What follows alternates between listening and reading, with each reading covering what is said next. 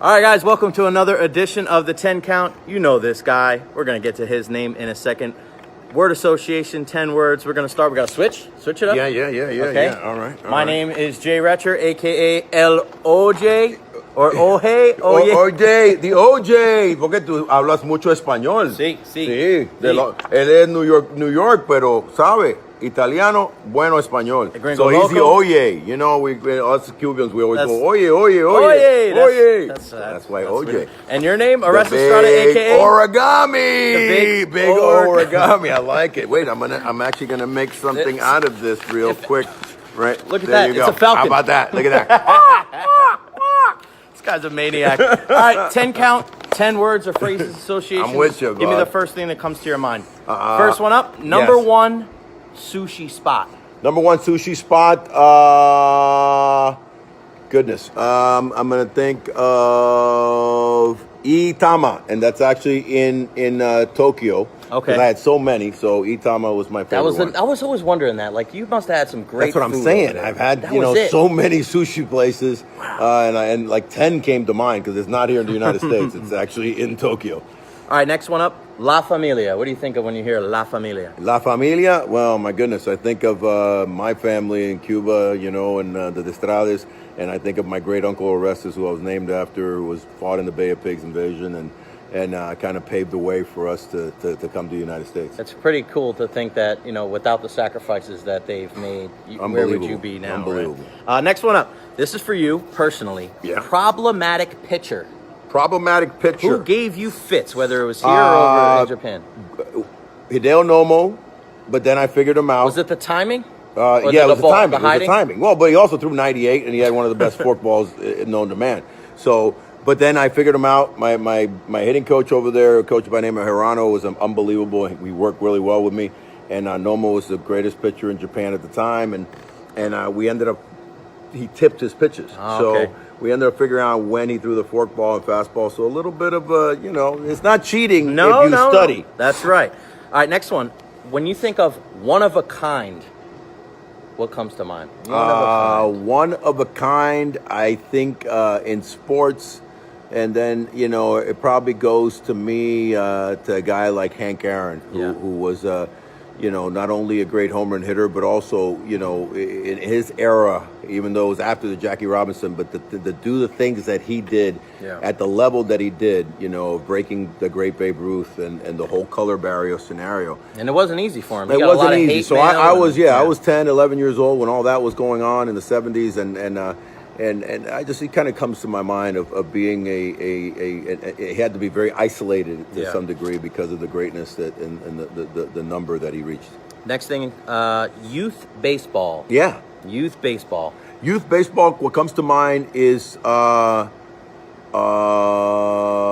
abusive. Yeah. It's bad. I mean, and it's funny because when I put this, I wasn't sure if it was going to be positive or not, because it seems like nowadays there's more negative than positive. I think it's over the top. Yeah. I think it's over the top. I'm not saying that it's not good and there's not some great baseball, but I miss kind of rec league play or city league play or little league, Corey league, and you just play 40 games. And then the best teams play off, and then you make an all-star team from your 10 or 12, 15 teams. They travel around your state, and that becomes a little bit of the travel league. Now, man, what I'm noticing is that every weekend, the kids have to be on point and winning championships for that particular tournament. And that puts a lot of pressure, not only mentally, but believe it or not, I think physically. And that's why you're seeing some of these pitchers, because you play a fun weekend game. You just, hey, I got a game this weekend. Yeah. But when you're on travel ball, it's legit. It's like child labor, man. It's crazy. All right, I'm really interested to hear the one for this. Rich Hollenberg. First thing that comes to mind. First thing that comes to mind. Springsteen. Yes, he's a huge. I asked him on air a couple weeks ago. Have you ever seen him in? He almost got so mad. He was like, "Jay, I've seen him at least 6 times." Are you kidding me? Springsteen and just a good.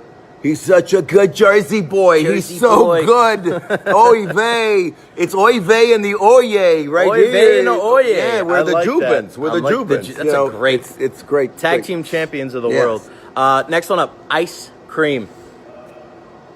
Ice cream, I think butter pecan would be my favorite. Okay. But I've got many, you know. Got Kilwins would be the All word, right. single word that would come to mind because that particular store is phenomenal. All right, this next one is, I'm very interested in this one. Pet peeve. What's the one thing that gets on the Big O's nerves? You're a generally happy guy. Yeah, I kind of tend to be. Pet peeve would be, and I'm trying to encapsulate it in a word. It could be a couple words. Yeah, I don't like people that you know, like, assume things and, you know, kind of take advantage a little bit. Yeah. You know what I mean? Being in the position that I'm in, Yeah. and I'm very giving benevolent, person for sure. with things and time and scenarios.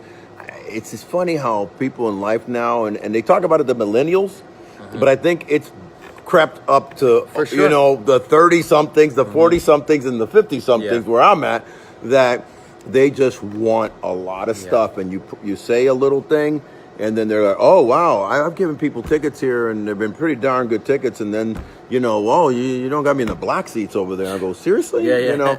So, you know, take what you got in life Be appreciative. and be appreciative of things, and that's very important. Life lessons with Big O. All right, two Yes. more. Yeah. You're going to love this one.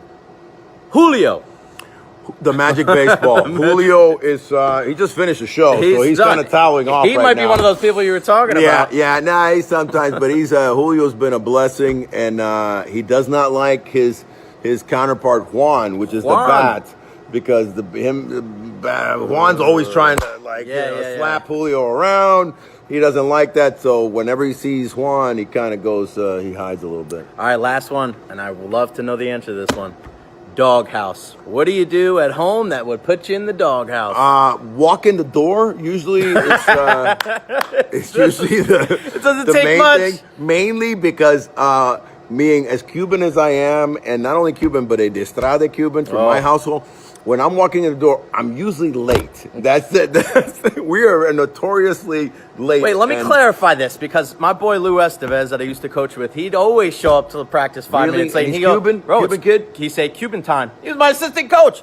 I'm on Cuban time. Ronnie D goes, no, I'm always on time. So I think you're clarifying that there is such a thing as Cuban time. There's a dramatic Cuban time. Okay, good. Here's the deal. There's Caribbean time, which tends to be late. Okay. And then there's Cuban time, which is time zone. Different another time time zone. And then there's Puerto Rican time, which you have to gauge by days. Wow. Actually, not even by hours. So you're right. 'cause The my- Boricua! Yeah, my buddy- I just threw you under the bus, okay? My English is not so good looking, so I'm sorry if you don't understand. Orestes Destrade AKA the Big O-Rigami, Jay Recher Oye Oye Recher. Oye! That's how we do it. Rays pre and post game on Fox Sports Sun. Don't miss it. This guy is the man. We'll see you guys Ahora. next time on the 10 Count.